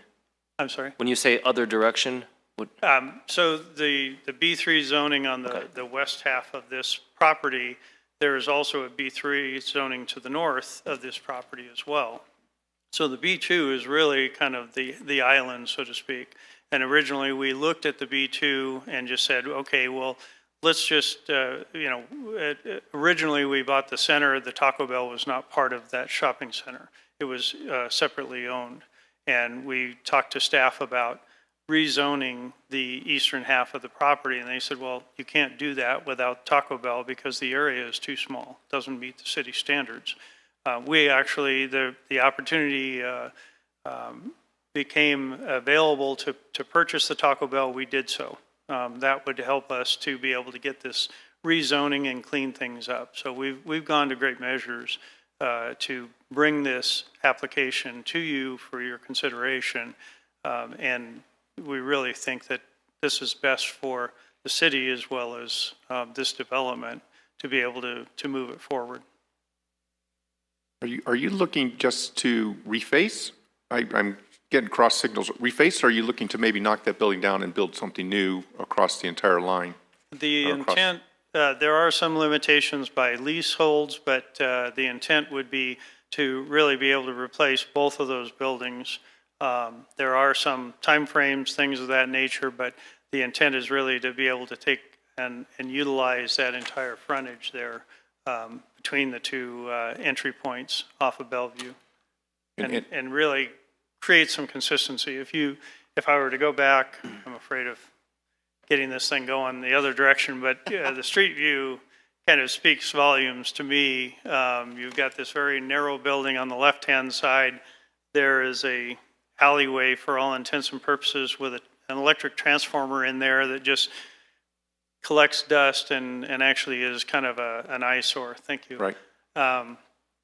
That it's actually a hazard in my estimation. In that, I don't want to give anybody ideas, but if somebody were to be drugged into that area, that would be a very unsafe condition. And so our intent would be not to have a bifurcated front area like that, but to be able to have more flexibility to create something that actually meets today's standards and leasing requirements for very quality tenants that we tend to bring into our centers. And how about height restrictions between the B2 and B3? Is there any, that might be more for staff? Excuse me, yes, there's no height restriction in neither the B2 nor the B3 zone district. They can go up 50 stories if they wanted to. That's correct. Okay. Other questions, Counsel? Yeah. Councilmember Valdez. So this question is for Jocelyn. So as far as the difference between the B2, B3, there are different restrictions such as residential and stuff like that. Is that correct? Yes, to add to what Rob was just saying, there are a few differences. One of them being a residential use is allowed in B2 rather in some circumstances. No residential is allowed in B3. And as we're going forward with trying to improve that entire corridor with different zoning and stuff, is this would it not be better just to make it either B2, B3, or some other critter so that we don't come back here and have to keep spot zoning type things? Well, I do believe there's value in, however on earth this ended up a shopping center with two different zones, we don't know. But there is value in cleaning up so it's the same zone district so that, as the applicant has mentioned, they can further their vision on creating more activation along the Bellevue Street instead of keeping things separated. I would say on our larger project, the direction you guys have given us to update our comprehensive plan, part of that, as you know, as we're getting into that next year, is discussion about future land use map and what that may look like. And then also the next piece, once the comp plan and transportation master plan are done, remember you've also said, hey, we want a holistic look at all of our zoning districts. So at that time, there may be changes we want to make that would affect B3 zoning and or a B2, and whatever, the zone district is on this property would be subject to whatever those changes would be at that time. But why not make it all B3? I mean, everything's going to be B3. Is that correct? To be everything to the east? So the request in front of you is for this particular property, but I hear what you're saying. Continue moving I'm talking about forward. to the east. Why would we not make that? Could we have that picture back with the two properties? Not touching that computer. Right. So why not? Why not you mean other properties beyond this one is what you're saying, Jerry? I mean, the request is to make this all B3. That does make sense. But there's other little pieces that are still B2. Not right there. In the surrounding areas. Why would we not just go in and, as a city, and say, well, this is going to change? I think there's a staff slide that has the overall zoning that might be helpful to this, but I believe this is the only B2 in the area. That's why we wanted to combine it into the B3, not only on the west side of our property, but to the north. And then there are significant properties to the east along Bellevue that are B3 zone, that, Lowe's Center, for example. So this is our last B2 then? Well, I agree that we'll have to, can you get the map? I'll let staff speak to that. I think that's the idea. As we figure out the comp plan and future, there may be things, to your point, Jerry, that we do want to take on at that time. I mean, the application in front of us was just for this particular property, talking about future and how we want to change other areas of the city. That is a conversation that does come out of the comp plan and a future land use map. And then at that point, we can figure out what, you know what I mean? Because you're right, it doesn't really make a lot of sense to have these little pockets of different zone districts. But, we want to holistically look at those. Okay, so I understand this is what we're just looking at tonight, but the idea, though, in the future, though, is you're going to try to clean this all up. Absolutely, yes. All right, thank you. Yeah, and this was the slide that I was referring to. I think it does help to see that the pink, what I see as pink anyway, B3 to the left versus the B2, and then you can see the B3 that's to the east of the property as well. Significant B3 in the business areas. So this is really the only B2 per this map, the only B2 in the direct vicinity. I think Councilmember Cole. Thank you. Yeah, could you show us again that other picture that was up there for so long? But,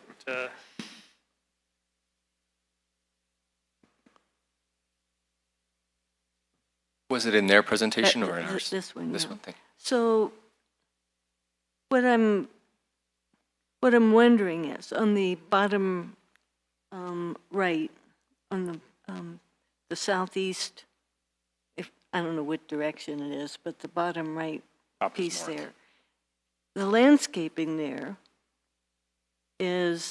appears to be fairly nice. Could be nicer, but it appears to be fairly nice. And there might be a bug or two on the left side, but there's no life there. If these get combined, what's the plan for having green and year-round green and other green and whatever that makes it a very well integrated with residential areas? So I can answer to the just the previous SDP and sketch plan that were recently approved go great lengths in improving the landscaping within the parking lot areas of these properties that were affected by those plans. It's worth noting that those plans do contain more work on kind of the northern section and then the parking lot just south of those buildings, adding additional landscape islands, and kind of cleaning up how this parking lot, how you would negotiate through here, because right now it's, it's easy to cut diagonally across these lots. And so anyway, the applicants recently approved SDP and sketch plan both add more and meet the landscaping requirements of the B2 and B3 zone districts on each parcel as they're required to. But as far as how this would move forward, it would depend on site development plans as they come forward. We have our landscaping manual and landscape requirements within the zoning code that would kind of look at that as a case-by-case basis, but they would still need to meet those requirements. I would just add to that, as the applicant has mentioned, they would like to redo those front two buildings with that awkward space in the middle. And as Rob was saying, when new applications come in, that we will require them to continue to manage and update the landscaping along the Bellevue Street side, if that answers your question. Council, I would remind us that this is a rezone related specifically to the change from a B2 to a B3. We have an extensive corridor study that was adopted, corridor vision that was adopted, where a lot of those considerations have been brought into play, and that's certainly a next step after a decision we make here this evening. Councilmember Cole, you have any more questions? Councilmember Schlechter. I had two, one for the applicant and one for staff. Are the two buildings with the awkward space between them the only buildings identified for a rebuild, or are other buildings identified for more than just a refacing? As staff indicated, there's currently a development plan, site development plan that's been approved, which on this graphic, the left-hand side, there was an existing building that burned down that was a retail building. We're looking at building a new building in its place, not directly in the foundation. The actual foundation area that is adjacent to the parking field would return back to parking field, and the building moves back and provides for a new tenant. But other than that, this front building is the one that we're looking at currently.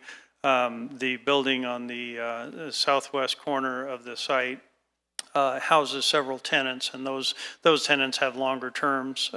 These tenants in the middle have shorter terms. In fact, the the building to the east that's in the B2 zoning, their lease expired, and so we have not renewed that lease at this time.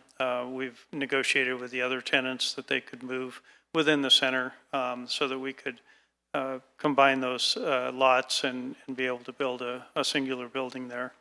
But we're not looking at any wholesale change to the overall site, but as opportunities arise through leases expiring and things of that nature, we may consider other parts of the site as well. Okay. And then the question for staff was, I know we have an industrial zone directly to the north there. We have residential to the east. There's commercial to the south. Do you know what the zoning or our zoning equivalent is for the King Soopers that's in Inglewood, since that would kind of be directly abutting a large B3 zone in Littleton? Do we know what that zoning is on the Inglewood site? Is that what you're saying? Yeah. No, we do not, but just by looking at an aerial, it would appear commercial of some similarity to our B2, B3 district based on the current configuration and the recently built in the past couple of years, the building on the southwest corner that I believe has like a fast food restaurant and a phone store in it. Yep. Thanks. Council, any additional questions for staff or the applicant? Okay, thank you very much. So this is a public hearing. We'll open the hearing at 8:08. And they have 3 people signed up to speak. First is Pam Chadbourne.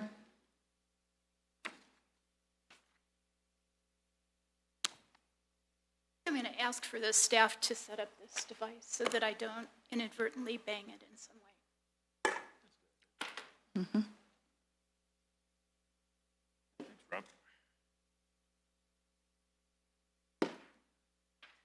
So what I'm going to point out here is the adjacent use residential, which the city rezoned for residential intense use, 56 units just across the street from this.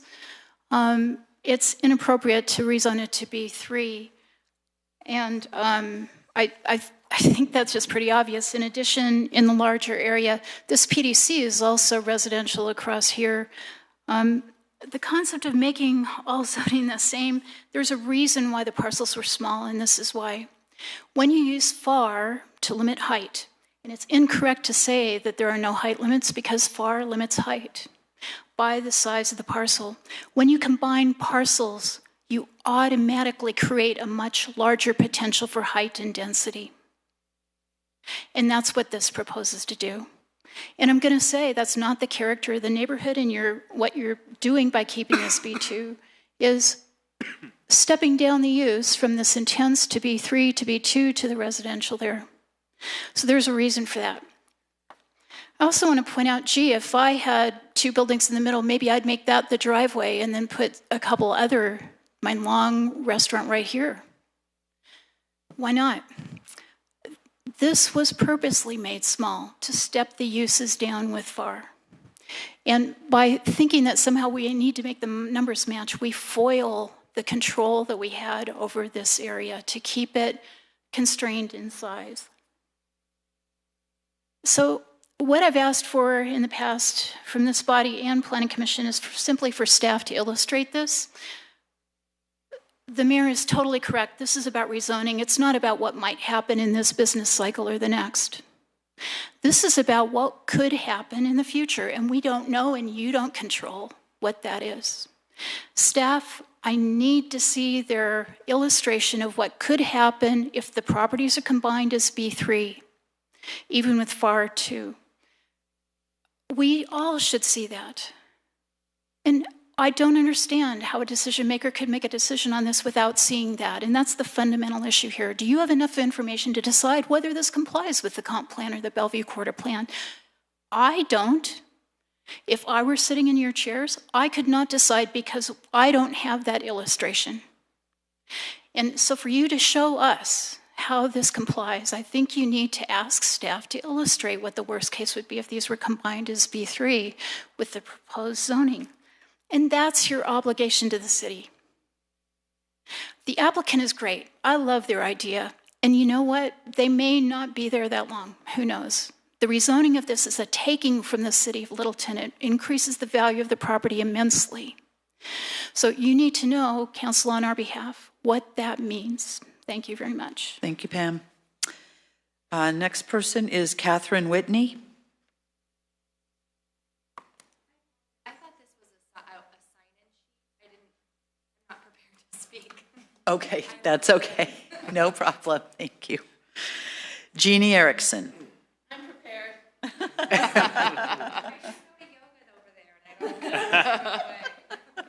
Good for you. Hi, Jeannie Erickson. I live in District 1. And I would like to see in diagrams how this rezone would look, showing what can be built on the property now compared to what could be built on the combined parcels. It seems to me that combining the parcels would create something much different than how the parcels are laid out currently. The new property owners say they are going to put in retail and restaurants, which I think is great. But once this rezone is done, who's to say they won't sell the property to someone who wants that completely zoned for B3 for a huge profit, since they now have the zoning they want with the combined parcels for more uses. The citizens of this neighborhood want retail and restaurants. We want our neighborhood to be something we are proud of. But this B3 zoning by combining parcels may not be what makes it that way with the added uses in B3. Please allow staff to show us the comparisons with worst scenarios for B2 and B3 on this property. I'm not quite sure I have enough information. Thank you. Thank you, Jeannie. That's all who've signed up. Does anybody else care to speak?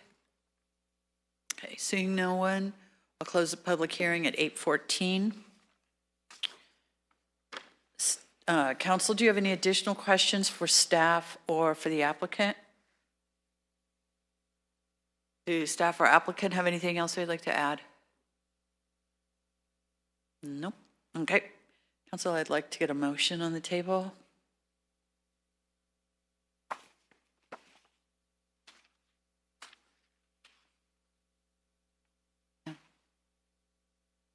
I'll go for it. I move to approve the ordinance on the second reading, approving the Bellevue connection rezoning with the condition that the B-3 general business zoning district on the properties has a maximum floor ratio of 2 to 1. Need a second? Second. Okay, we have a motion and a second. Council, any discussion?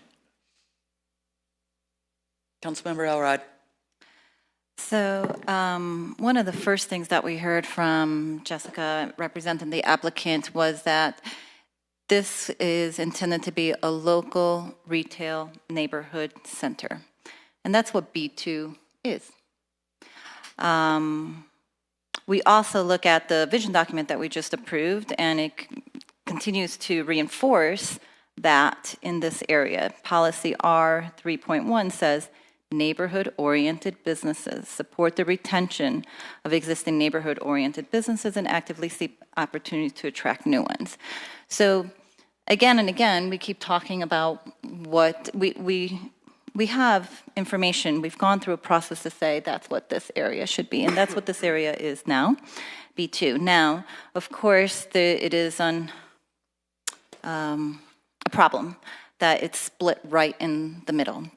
And we know that that has caused access issues and probably not the best way to orientate a shopping center in what we're envisioning for that area. So I appreciate the need to combine those lots in order for them to work more effectively together and really be able to develop a top-notch neighborhood business area. I'll further state that in the vision document, it talks about that current zoning in this section of the corridor doesn't match with the current market or more recent development trends. That tends to favor a mix of uses, commercial, residential, office, and that rezoning may be required, but there's political and timing risks. So that's on us. And where I'm at with this is I do not want to make another decision that just exasperates supports maybe poor zoning or poor positioning of where we are as a city in this corridor. Again, we just saw another presentation that talked about single applications and changing zoning. That's not consistent with what we're trying to accomplish, which is a vision to a comp plan to zoning changes. That makes our vision come to life. And I think by approving this tonight is not honestly it doesn't appear to be what the intent of the applicant was, because they asked for that neighborhood business zoning, and they're coming back with something different for various reasons. What they've presented, it sounds like they can build even under the current restrictions. So that's where I'm standing right now. I do not want to make a B3, a B2 into a B3, but then put a limitation on the FAR. It's just, that's not how we do zoning. Other comments or questions, Council? Yeah, I do. Councilmember Schlechter.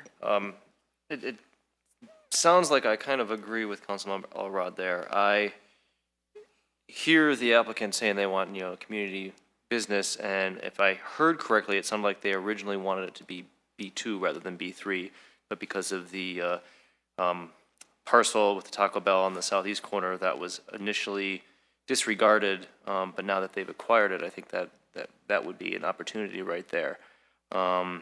Thinking back to the study session last week and looking at the potential for master planning along that corridor there, I think this B2, this section right here is kind of what we are looking for, or what that was envisioning.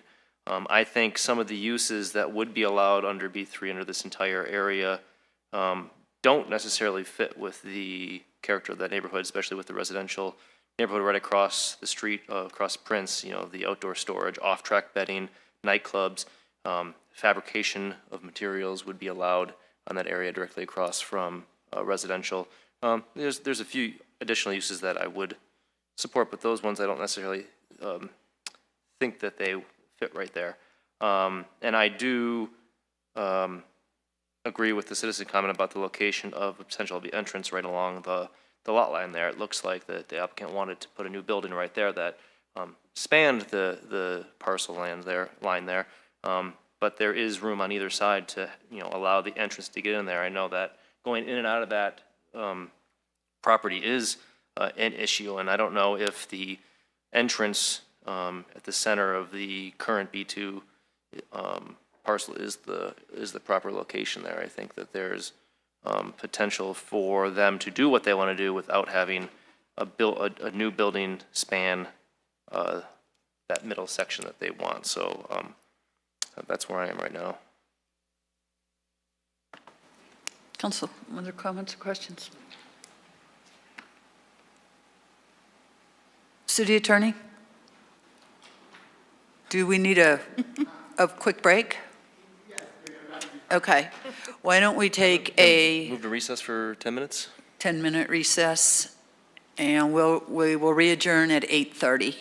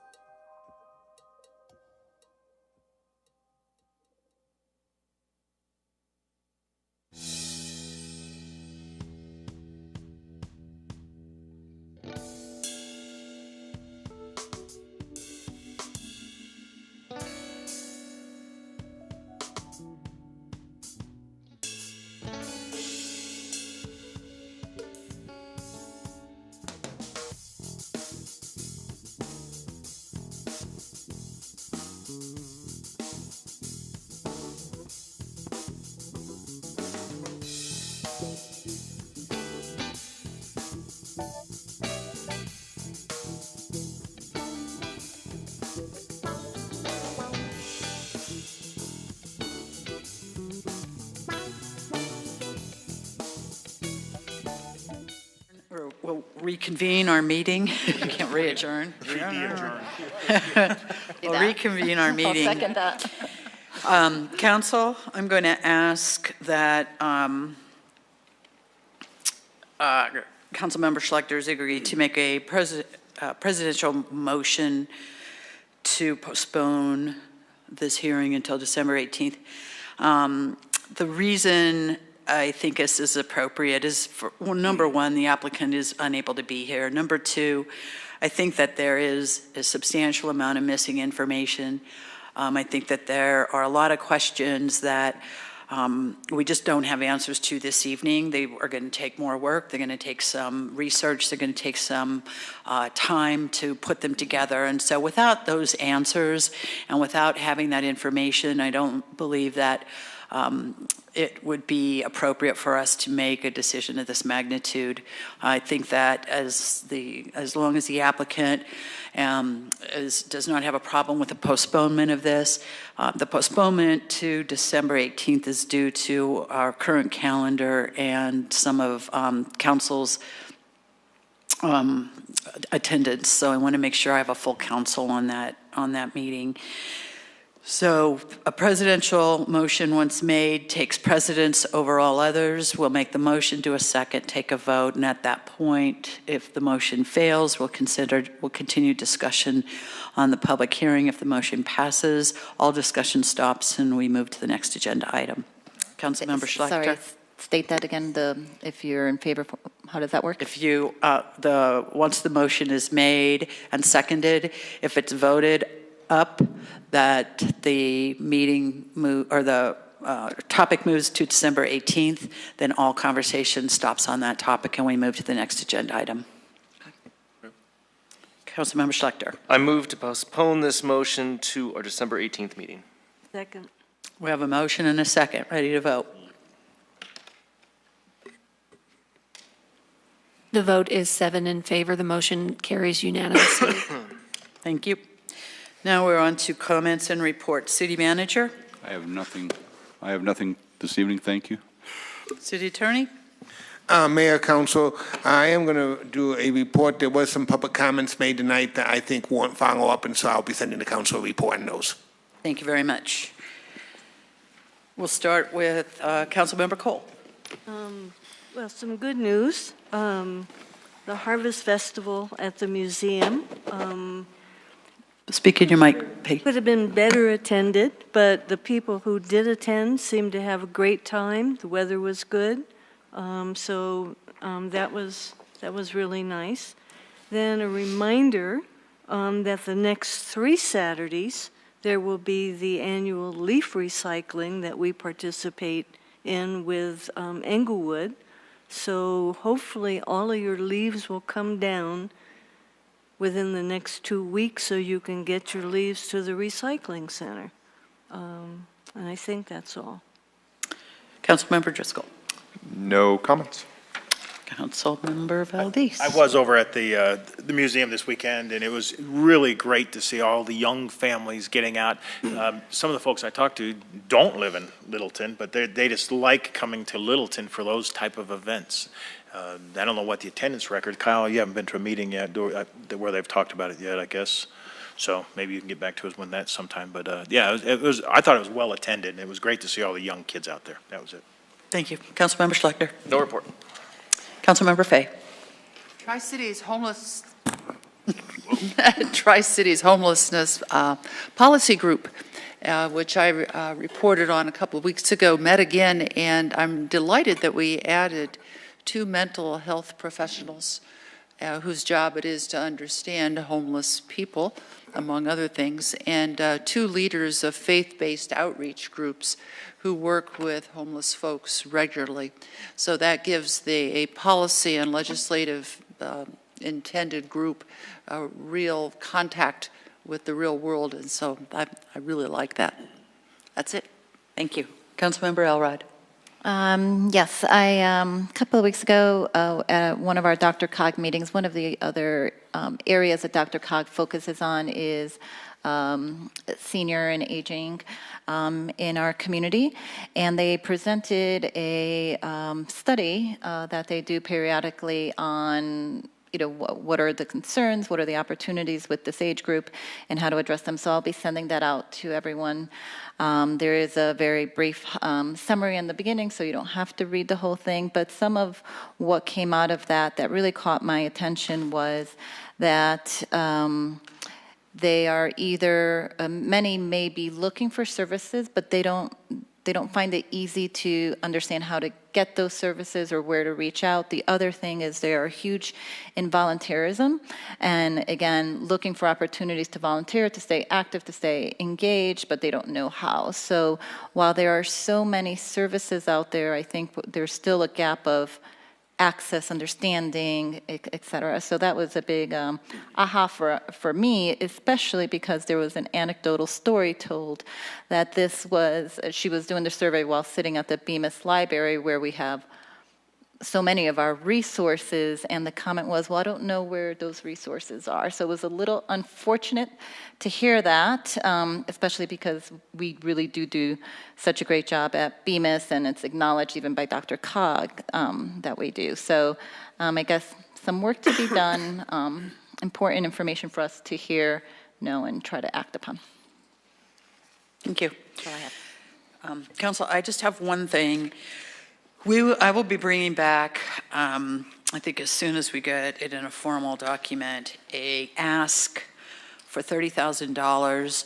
This is coming from Merrick.